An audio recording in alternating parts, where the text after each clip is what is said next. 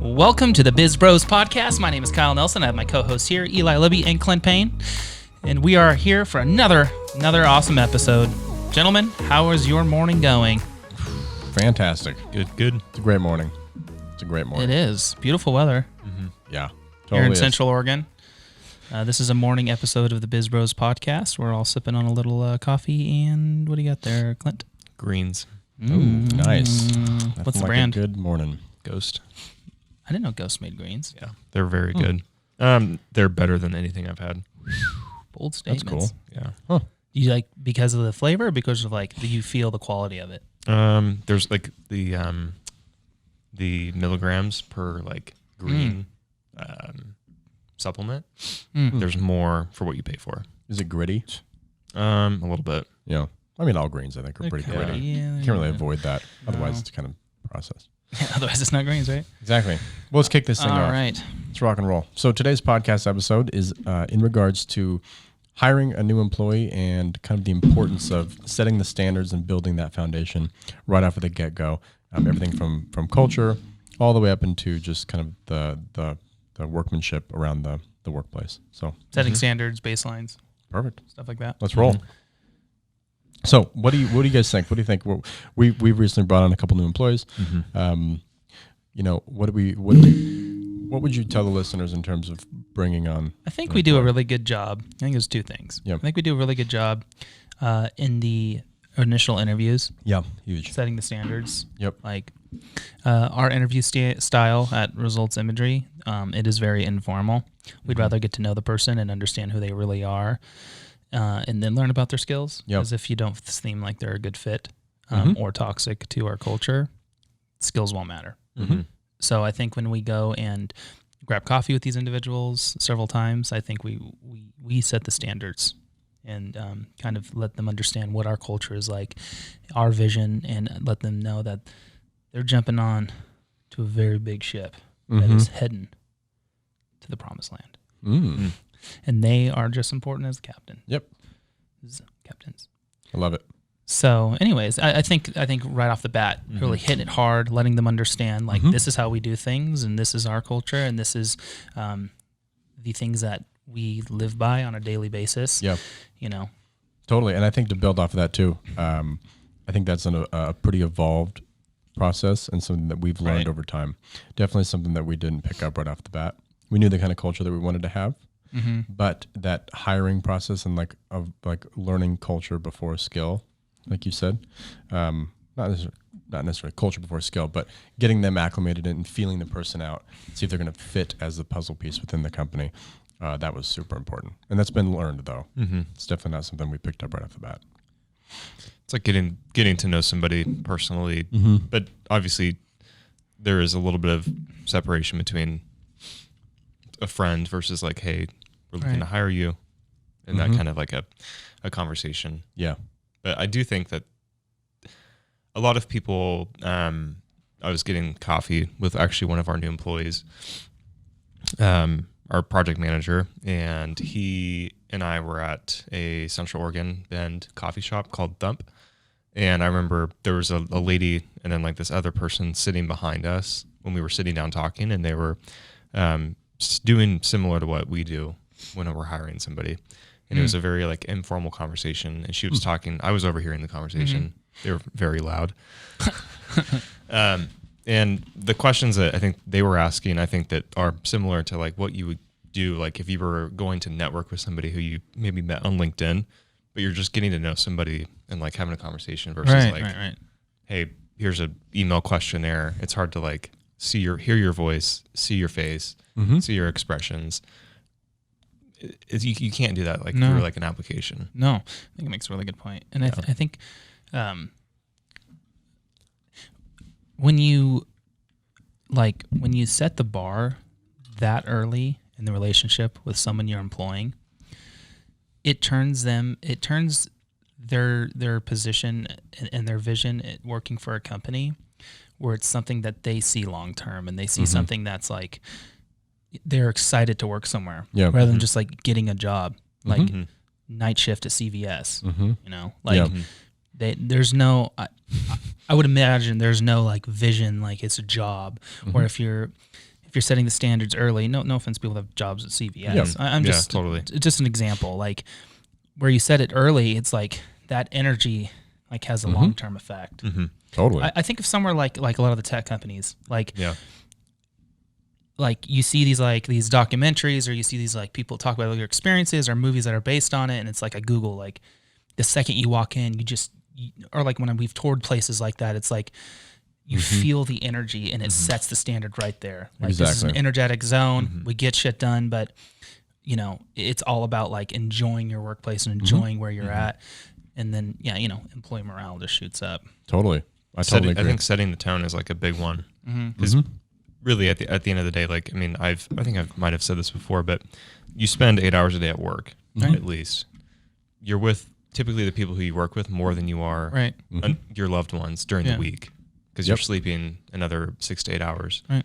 So it's like, if you're going to commit such a massive like amount of time with like this individual, individual A versus individual B, individual A might be more personable, might have more like just understanding of like just experiences and potentially ways to learn and ways to like educate themselves, and they're motivated, versus individual B who's like ultra qualified, but maybe isn't like a good fit for the team because they're maybe somebody who's needs to work independently, and the company is a team company. Right. Huge. That's a big one. It's a big one. It's huge. Yeah, it's huge. I think I think what we do really well as well is we instill the values and the mission and the vision for the company right off the get-go. Like you said, setting the standard. We push it hard. And I think we get their buy-in, like visually right there. We see kind of what it does to their reaction when we say the vision of the company.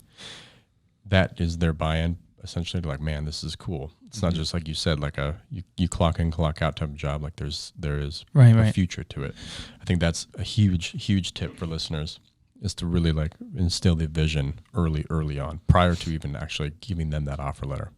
It's kind of like everybody wants something to believe in. Everyone wants something to strive with, and then when you can like believe in something and strive towards a common goal with other people, like that sparks so much energy and excitement. Oh, it totally does. And when you see that the leadership truly believes like we will be the largest in our space, like, and this is how we're getting there. We're getting to the promised land. Like you say, like there's the top of the mountain. It just takes getting there. It's not an if or how. It's like this is how, or this is when we're. You know what I'm saying? Like I guess absolutely. It is a how, not if. But it's totally. So we've talked about like setting the vision and the expectation and standards.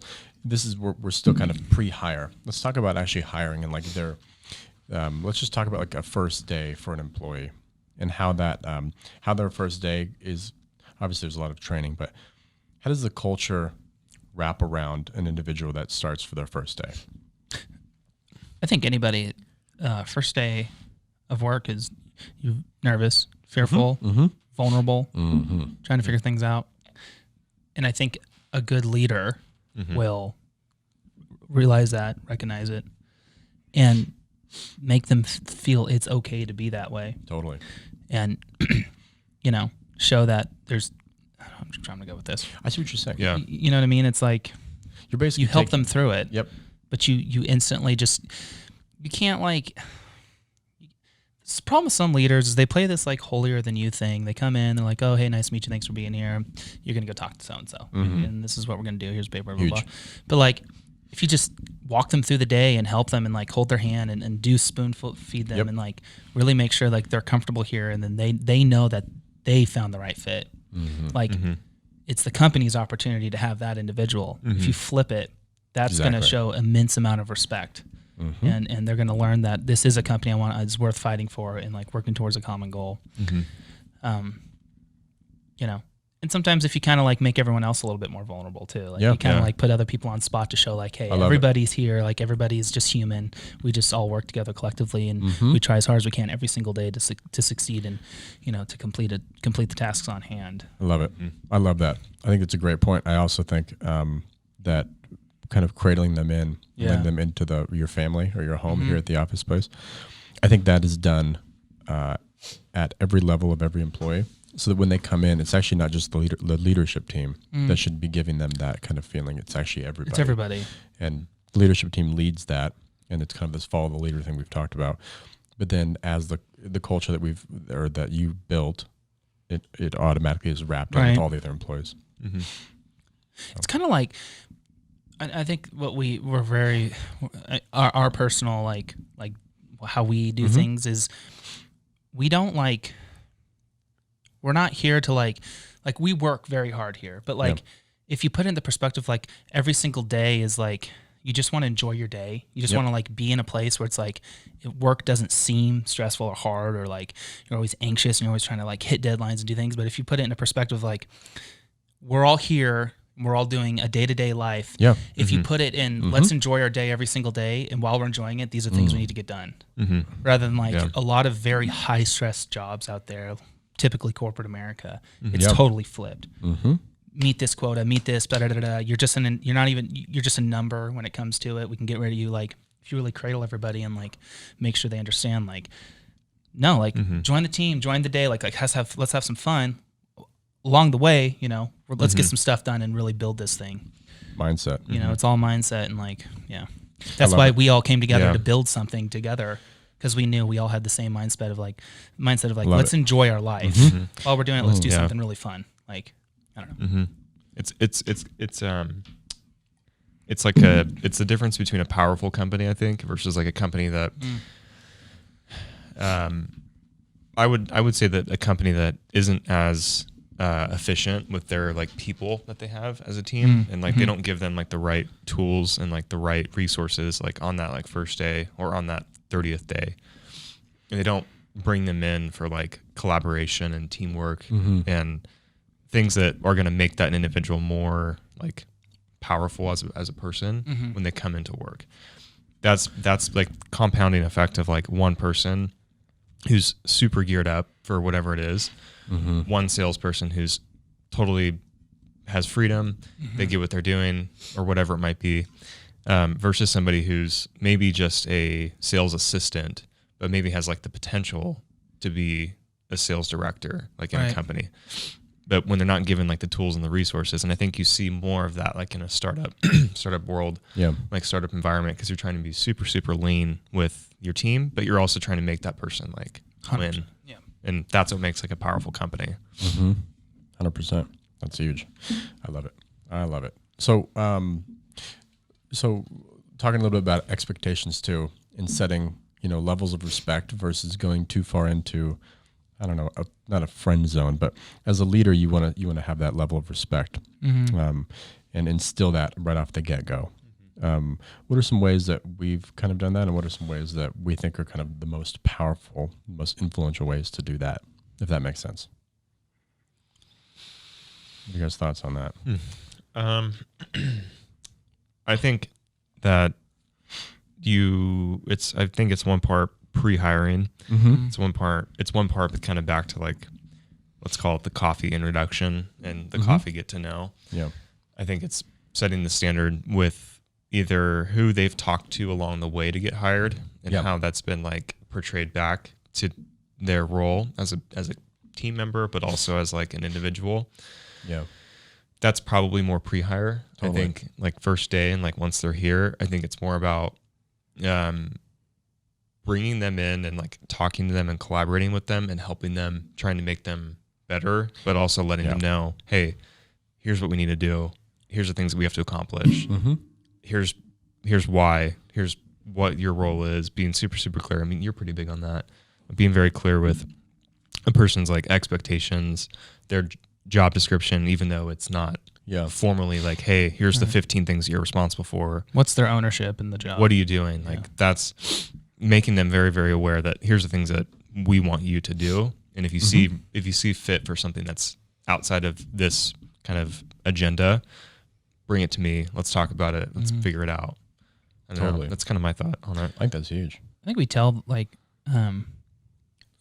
we're very approachable, obviously. Like, 100%. We don't put ourselves in a different office. Like we're right there, right next to everybody. And I think part of it too is we're super approachable. We're fun. We like have a good time, but we right off the get back literally say, we can flip our switch and put our HR, Yep. our employer hat on like in a second. I think that's huge. And I think the way that we celebrate in the office, I think makes it like, oh, like this is a fun environment. Everybody together, you know, is having a good time. The leaders are fun. But we're celebrating stuff that is in return of getting things done. Yeah, you know? absolutely. I think that switch is perfect. I've said that for a long time, and I really believe in the professionalism switch. You could be having fun. You could be having these like fun, laid back conversations with people, maybe joking about something on the weekend. And there could be a phone that rings, and instantly that switches, and you go into full on professional sales mode. And I think we all do that very well. And I think, again, follow the leader. They see that, or employees can see that, and they see that that switch has changed, and they know like, okay, it's game time. It's hard work time. I think that's big. 100%. So, what do you think about? And I think both of you, when you guys obviously, you guys founded Results Imagery, 2000 and what year was it? 2016. Yeah, 2016. Brought on some interns, learned some mistakes, saw some gaps, saw some things that were, we need people to help. We don't really know who we need, but we need people to help and like do things and like take some ownership and responsibilities. Now that the company has grown, there are some things that I think you guys have found out that you would totally never do again. But also in terms of like retention and like you see like a gold, you know, an A plus player, how do you retain them? And how do you keep them there? And how do you make them want to be around, not just for a year or 2 years, right? Because that's like I think 2 years is like the average job span for, you know, somebody at a company. But how do you retain them? super good. I think the number one thing to retaining employees is making sure they feel valuable. Like what they are doing is a direct correlation, and without that individual, this company could not succeed. And if you make sure that they feel that value every single day, and that they are wanted, and then people just want to feel, I mean, really, people just want to feel loved and feel important. And if you make sure they do feel important, they will stay. I think that's huge. Why would they want to go anywhere else? Exactly. They found their dream job. Like, exactly. I think it goes back to celebrating every win. Every person is a piece of value, but everybody has a part in, you know, being a part of that project. And we try to celebrate every single win, everything from the sale to the actual creation of that content, and then the distribution of that content. Everybody in all three big kind of divisions of the company are celebrating on each of those different milestones. I think when you look at like a sales role, I think typically it's like a, you know, smile and dial, and that doesn't really provide value, and they can't really see that value. But if they have something to celebrate, and, you know, maybe even as simple as, you know, being visible and transparent with your numbers and showing that, like, just gonna say that, yep. As soon as, you know, that number gets posted, like that is value, and they can see like they're contributing to the top line of the company. That's huge. I've always been a huge believer in culture as retention. If you build a good culture of work hard, I think that's huge. I've always thought culture and just positivity and good energy. I think we've done a great job. I think we've said it as leaders, but I think everybody is super excited to come to the office on Monday morning. Everyone says it. Everybody says it, and like they like to be here, and they work. People are working. I think long-term retention can also be. You can also see it in a very short-term tactical way. You know, people are designated to work 8 hours a day. When you see people working longer hours in the micro, that, you know, they're working a longer workday, but in the macro, I think that actually has long-term effects to like having them stay longer. That's I think part of it too is the confidence that you instill in your employees. 100%. And I think the number one way that starts is what they're paid. You can't undervalue an individual. You pay them by one through their experience, but no one wants to feel underpaid. You know, because at the end of the day, you don't feel valued. Yeah, it's good. I'll bring one in. I learned this couple years ago. Yeah.